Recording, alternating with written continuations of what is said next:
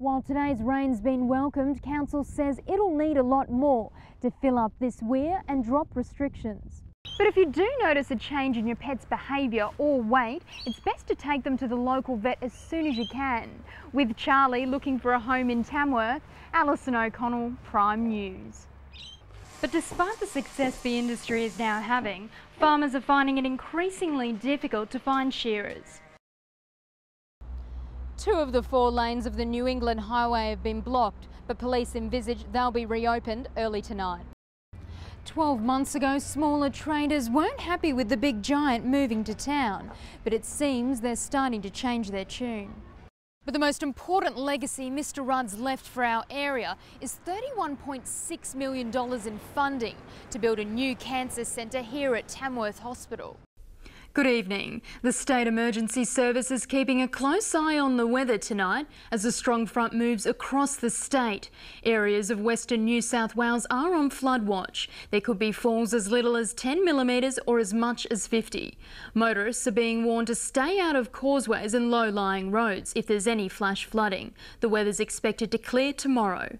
And the Uralla community will be one of many celebrating ties with Mary MacKillop when Australia gets its first saint on Sunday. Mary MacKillop visited St Joseph's School at least 3 times before her death in 1909. Stay with us, more news later. Prime News, the news that lives here. Hello again. Moree residents have joined the fight against proposed water cuts. They're worried the guide for the Murray-Darling Basin will see hundreds of jobs lost, businesses closed and health services downgraded. The town's been rated one of several most vulnerable to drastic cuts in water entitlements. And a sign of laughter could very well be the best medicine. 62 crazy cars and their crews will set out for Tamworth tomorrow in the Camp Quality Escapade. That's all from us. Enjoy your weekend. Prime News, the news that lives here. It was one of his key election promises to put in place a carbon pollution reduction scheme. But Kevin Rudd's put those plans aside and he's blaming the opposition. Mr Abbott has torpedoed bipartisanship in the Australian Parliament.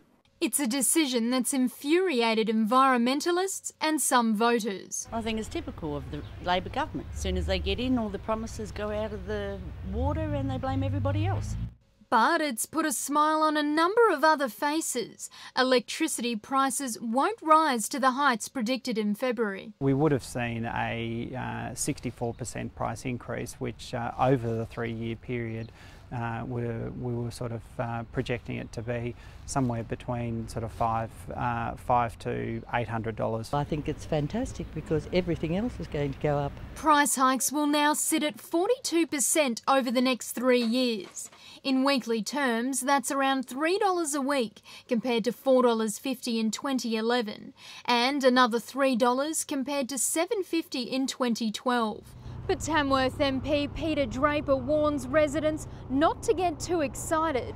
Those figures are high and will still hurt many across the region.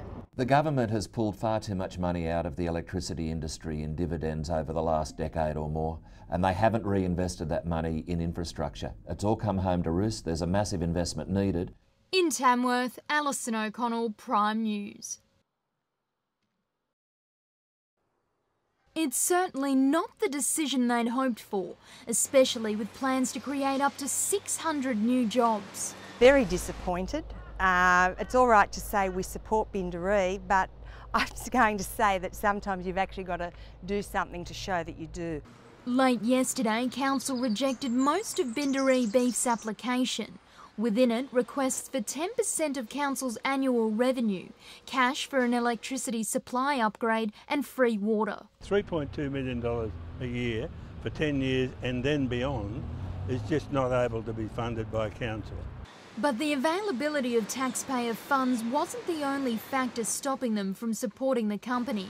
Legal implications played a big part. The Act says that councils cannot invest their funds or make available funds as a grant to private companies. What they did offer, $250,000 to upgrade Binderee's electricity supply and to form a working party to help the company approach other levels of government for cash. That was as much as we could find in our current, or in fact some of it's coming out of the proposed budget for next financial year. But Bindaree Beef believes council could have done a whole lot more. It's always very easy to find a reason why you can't do something. I think council need to sit down and work out how this can be achieved without having a massive rates increase with the town. Despite council's decision, Bindaree Beef aren't willing to give up. They'll hold a meeting at Flanders Hall tonight to explain to residents how their expansion plans would benefit the whole town.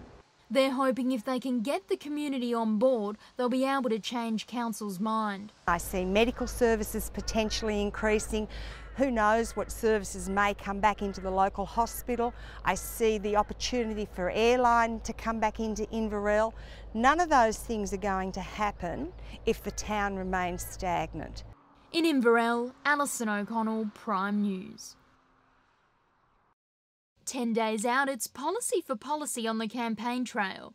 Opposition leader Tony Abbott unveiling the coalition's answer to Labor's national broadband network.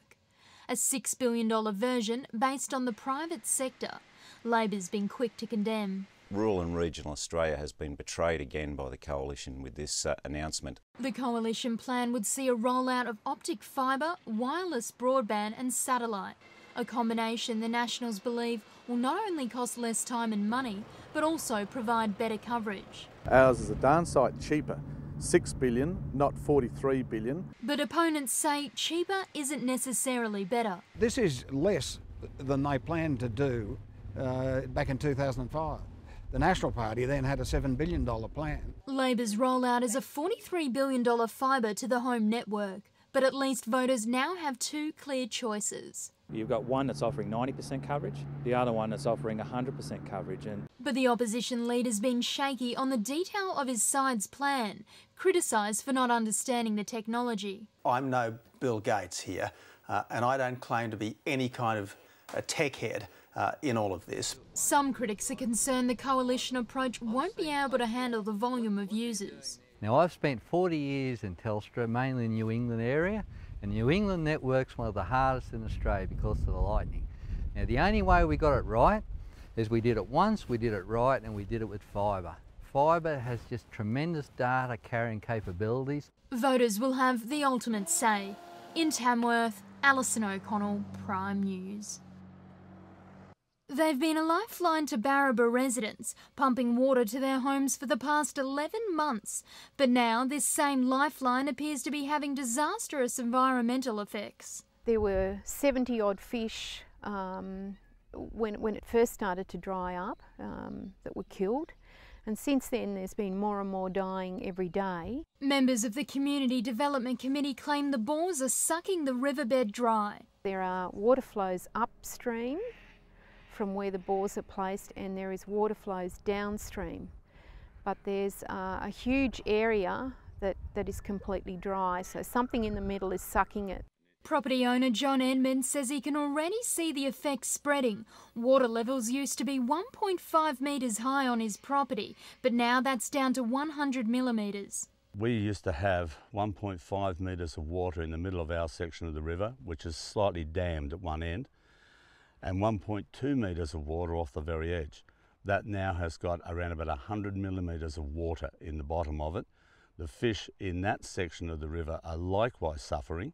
They're starting to flounder. The Community Development Committee want an independent hydrologist to investigate any link between the bores and the effects on the environment, and if proven, get council to stop their only water source and have water carted in. The quality of the water they're getting now from the bores is extremely poor. So if they were to cut that off tomorrow and they would be trucking water from Split Rock Dam, the people would probably be getting better quality water for domestic uses. Council doesn't believe the bores are to blame and says Barraba's safe on level 4 water restrictions for now. Weekly consumption has dropped below the 400 kilolitre mark. The Community Development Committee will put forward their recommendations to Council at a meeting tonight. In Barraba, Alison O'Connell, Prime News. Paul Tabor had only been driving for half an hour when his truck burst into flames. Just driving along and I heard an explosion and then the motor cut out, and then saw the smoke and pulled over. He was headed to Kempsey, his truck loaded with 20 pigs, 30 lambs and 10 goats. Despite the shock, he still managed to get out and grab his extinguisher. But it was little match for the fierce flames that took hold of the vehicle and spread to nearby grass beside the road. I tried to put it out, but because there was grass under the truck, I caught onto the grass and it beat me. I ran out of fire extinguisher. Connie Thorley was just one of the many drivers heading back to town who saw the fire and pulled over to help. I came down the hill, I saw the truck pulled over and there was fire underneath the truck. So I pulled up straight away. She called 000 and tried to help save the stock running scared all across the highway. Took a while, yes, and then there was still 3 stuck in, so when the fire brigade come, they hosed them down and we got them out that way. Paul says he's just thankful there weren't any more animals on board. All traffic's now been diverted through the main street of Bendemeer, but police say the highway should be reopened by 7 p.m. tonight. It's no fun having to watch your truck burn down, but I'll be okay. Police are yet to determine the cause of the explosion. I think he felt absolutely terrible, poor bugger. Yes, it's not a nice thing to happen to anybody. In Bendemeer, Alison O'Connell, Prime News. It's a situation they've got to be prepared for every day. Fire! Using their weapons to stop crime. That's why each year the region's police head over to Tamworth's Pistol Club. But today's training's a little different. Today we're up at the range and we're practicing their firearms training, but we're also introducing the new load-bearing vests to them. The new vests were announced by the state government in June, and a rollout's finally underway throughout the state to help stop officers getting injured. Some officers in the Oxley Local Area Command have had injuries. To try and help them with that, other types of belts have been introduced to them, but the load-bearing vest will be more effective. The next 2 days will be spent helping officers learn the most efficient techniques to use the vest. So it's moving from one appointment to another, taking one appointment out and replacing it and going to another option. 6 officers in the Oxley LAC are currently being trained with the new vests, but the rest of the force should be ready by the end of the year. In Tamworth, Alison O'Connell, Prime News. Do you recognise these 2 men? Maybe this will jog your memory. I can't go home, Mum. Not tonight. But it's late. She must be missing you. No, she got him right between the eyes. Gary McDonald and Henry Zepp starred in the very successful comedy series Mother and Son back in the 80s, and this month they've reunited on stage for Halpin and Johnson. Oh, it's great, yeah, we're having a good time.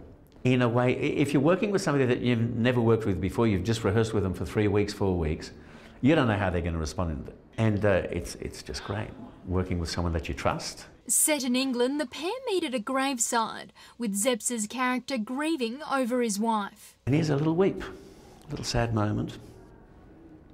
This tall, gangling streak of misery comes up from behind him, Gary, with a little bunch of flowers and says, "May I?" Turns out that this other chap that Henry Zepp's character, Mr. Halpin, is talking to, has known Mr. Halpin's wife through the whole marriage and even before the marriage. Which of course creates drama right till the last second of the show. The 2 actors wouldn't divulge any more details of the play to me, so if you'd like to find out more, you're just going to have to come and watch it. There's about 70 seats still available for tonight's 8 p.m. performance, and about 100 left for tomorrow's matinee. Get in there, this is an extraordinary night. It really is. I mean, the feedback we're getting is amazing. In Tamworth, Alison O'Connell, Prime News.